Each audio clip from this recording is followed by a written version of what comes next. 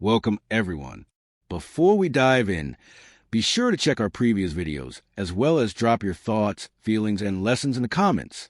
Like the video and subscribe so you never miss stories like this. Let's get into it.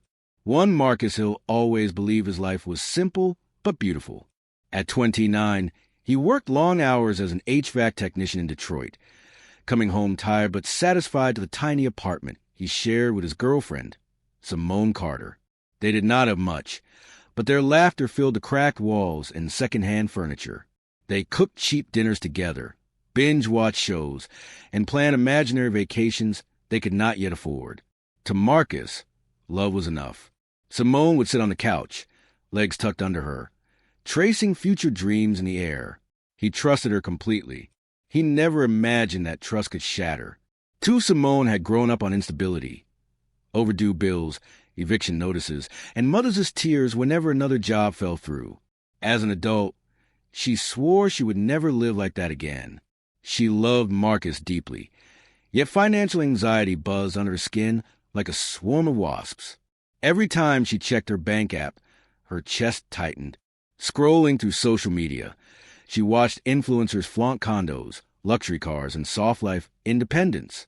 In comparison, her reality felt small and suffocating. She began to resent how every emergency knocked them back further. She did not resent Marcus, but she resented feeling stuck. Simone worked as a receptionist at a neighborhood clinic, juggling phone calls, scheduling appointments, and soothing stressed patients. One late afternoon, a man walked in with an easy smile, expensive cologne, and a watch that caught the fluorescent lights. His name was Calvin Ross, though everyone quietly called him Cal. He exuded the kind of casual wealth Simone had only seen online. He cracked jokes, flirted lightly, and never seemed rushed. The nurses whispered that he was in business, but no one said exactly what kind. Simone noticed his confidence, his tailored clothes, his calm. It unsettled and intrigued her, for Calories returned often, sometimes with minor injuries, sometimes simply to visit someone in the back. He always stopped by the front desk, greeting Simone like an old friend. He praised her professionalism, her smile, the way she made chaos feel organized.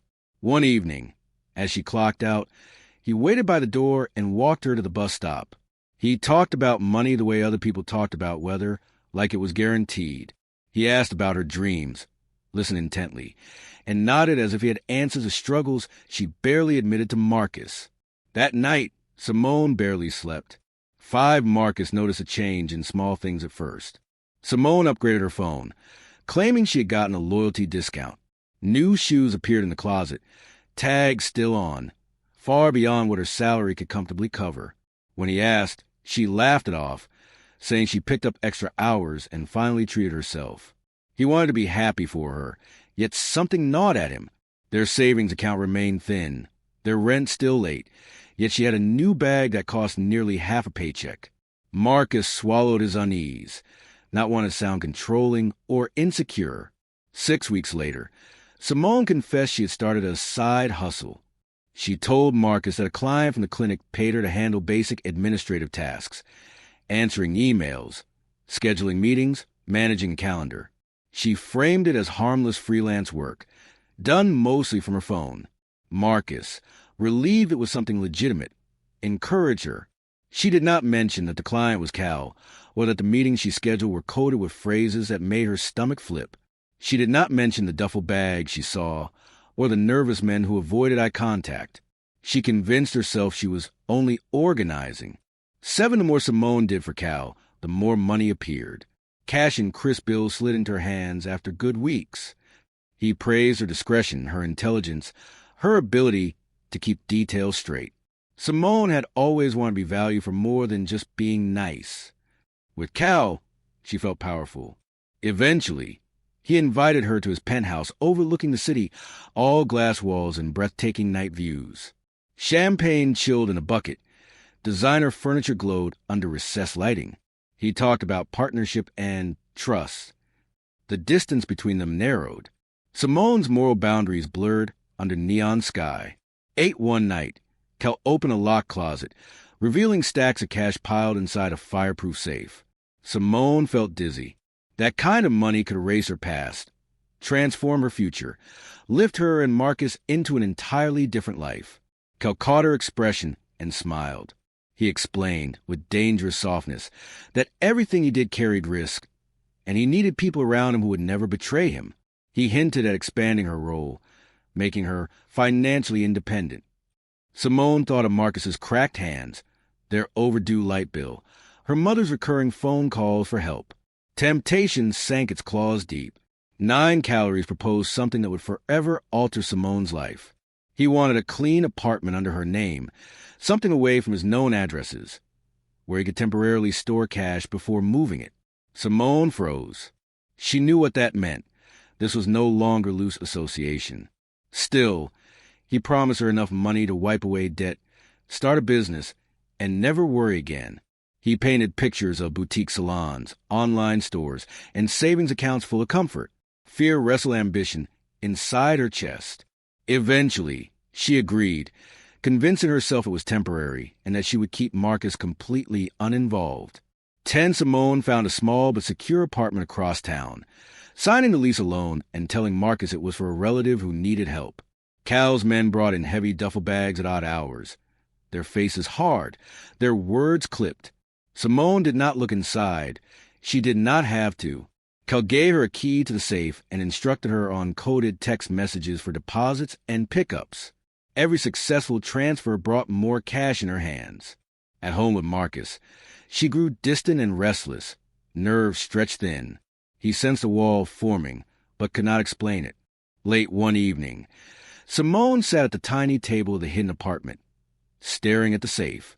Inside sat more money than she had ever imagined touching. She thought about her relationship with Marcus, loving, loyal, but perpetually struggling. She thought about the thrill she felt around Cal, the intoxicating sense of possibility, the way her phone buzzed with confirmation messages. A reckless idea bloomed. What if she took the money and disappeared? She could vanish, reinvent herself, live the soft life she scrolled past every night. The thought terrified and exhilarated her in equal measure. 12 over the next weeks, Simone quietly prepared. She opened a secret account under a different name, researched bus routes in small cities where no one knew her. She moved small amounts at a time, always careful not to trigger suspicion. Cal's trust in her deepened, and ironically, that made her plan easier. Meanwhile, Marcus noticed she spent more time helping her relative and less time at home. She brushed off his concerns, saying she was just exhausted and trying to build something. He took her hand, promising to work harder, to do better. His sincerity stabbed her with guilt. 13 Calories, eager to expand his operations, asked Simone about Marcus. He had seen photos, heard snippets of conversation, and knew Marcus was good with his hands and meticulous with details. Cal suggested giving Marcus a legitimate job managing maintenance for a string of properties he owned. Simone panicked internally, but forced a smile. She did not want Marcus anywhere near this world, yet she also feared refusing Cal's idea. She told Cal she would talk to Marcus, then spent the night staring at the ceiling, caught between keeping her boyfriend safe and appeasing the man who funded her dreams. 14 when Simone presented the job to Marcus, she framed it as an opportunity from a wealthy clinic client who owned rental properties. The pay was excellent, the schedule flexible, and the work straightforward. Marcus was skeptical but intrigued. They desperately needed money, and he was tired of feeling like he was always behind.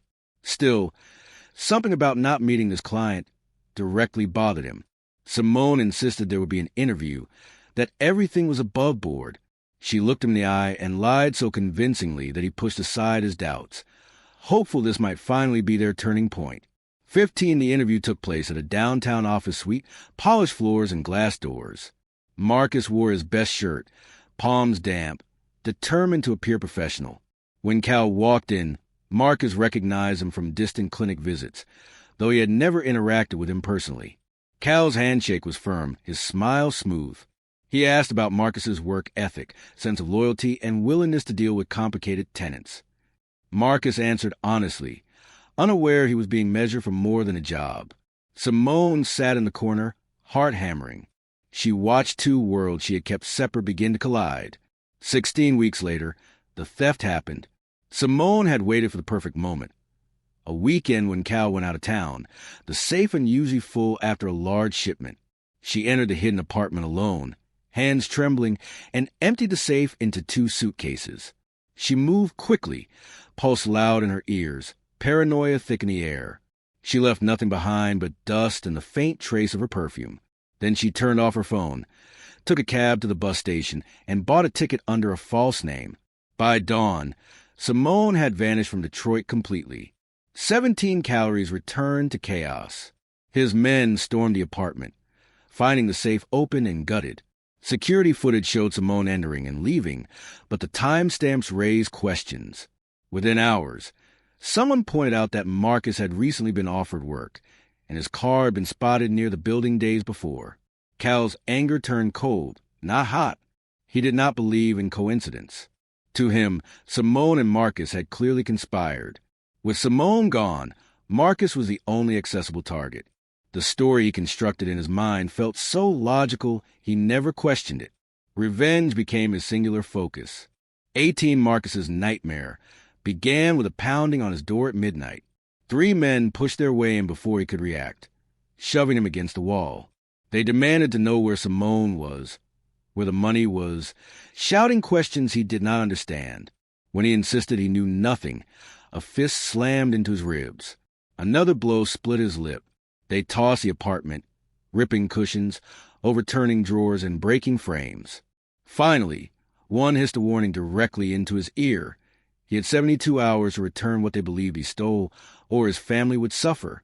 19 the next day, Marcus stumbled through work, bruised and shaken. He tried calling Simone repeatedly, sending desperate messages that bounced into a digital void. She had vanished from social media, her location services disabled, her friends clueless. As the hours ticked by, more harassment followed. Threatening texts from unknown numbers, a car idling outside the apartment odd hours, anonymous calls that hung up after a few seconds. Marcus went to the police, but his story sounded thin. He could not even prove Simone's connection to these men.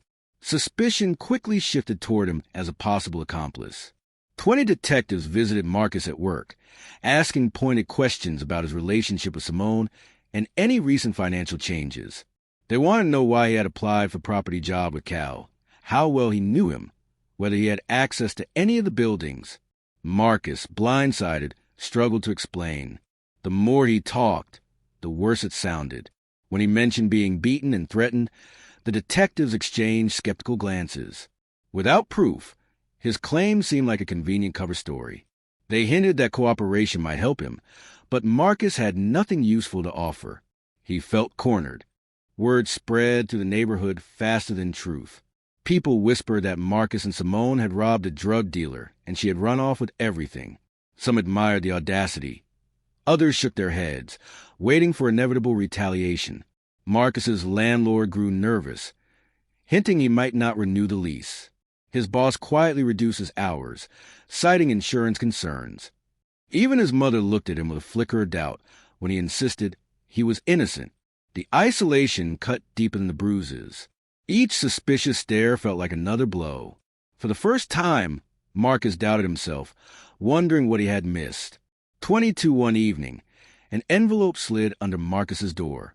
Inside was a disposable phone and a small stack of cash. Far less than what Cal had lost, but enough to signal something sinister. The phone rang as he stared at it. A distorted voice demanded the money within 48 hours, insisting Marcus knew where Simone kept it. The caller referenced private moments Marcus had shared with Simone, details only she could have revealed. Marcus's stomach dropped. Simone had not only disappeared, she had gift-wrapped his life to the very people now hunting him. Rage mingled with heartbreak until his hands shook. 23 Marcus realized no one was coming to save him. If he wanted the harassment to stop and his name cleared, he would have to uncover what Simone had actually done. He contacted her closest friend, Nia, who claimed to know nothing but looked guilty. Eventually, under pressure, she admitted Simone had talked vaguely about a big move and starting over somewhere warm. Nia had believed it was just fantasy. She handed Marcus a key Simone once left at her place for emergencies. The number etched on the metal matched the hidden apartment. Marcus felt a flicker of direction amid chaos. 24 returning to the hidden apartment. Marcus found it as Cal's men had left it. Drawers open, cushions slit, safe door hanging crooked. But Marcus searched with the desperation of someone whose life depended on it. In a vent, he discovered a flash drive wrapped in tape. At an electronics store, he paid cash for a cheap laptop and plugged it in. Files opened, ledgers, transaction logs, photos, and audio recordings documenting Cal's operations over years. Buried among them were messages between Cal and Simone that clearly showed she acted alone in planning the theft. For the first time, Marcus held leverage. 25 Marcus wrestled with his choices. If he took the flash drive to the police, he would expose Cal, almost certainly triggering retaliation. Simone would face charges that could destroy her life. Yet if he did nothing, he remained the perfect scapegoat, forever hunted. Sleep became impossible. Anxiety sat on his chest like a weight. He imagined Simone somewhere on a beach, sipping cocktails bought with blood-stained money, completely unbothered by the wreckage she left behind. That image finally hardened his resolve. He walked into the precinct with a flash drive in his pocket, ready to risk everything for his name. 26 of the detectives, initially dismissive, changed their posture as Marcus laid out the files. They called in cybercrime analysts who verified the authenticity and depth of the evidence. Cal's network unfolded on their screens. Distributions, shell companies, corrupt officials, and patterns of movement.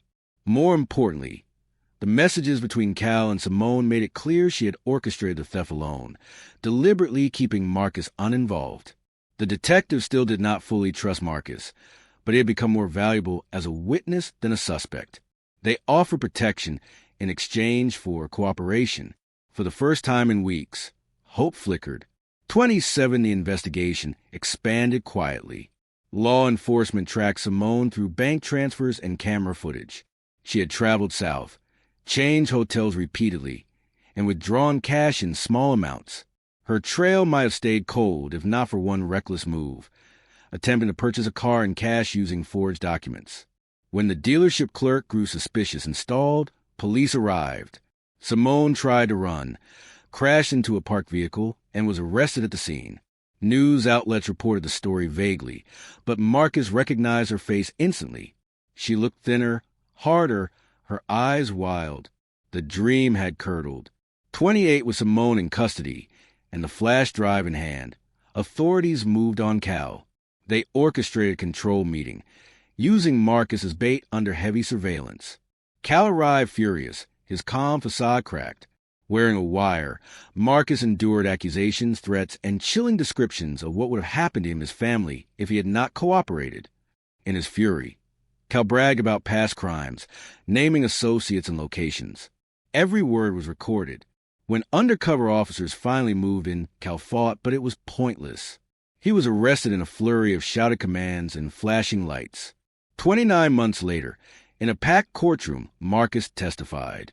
The defense team tried to paint him as a willing participant, but the digital evidence, Simone's separate admissions, and Cal's recorded rant dismantled that narrative.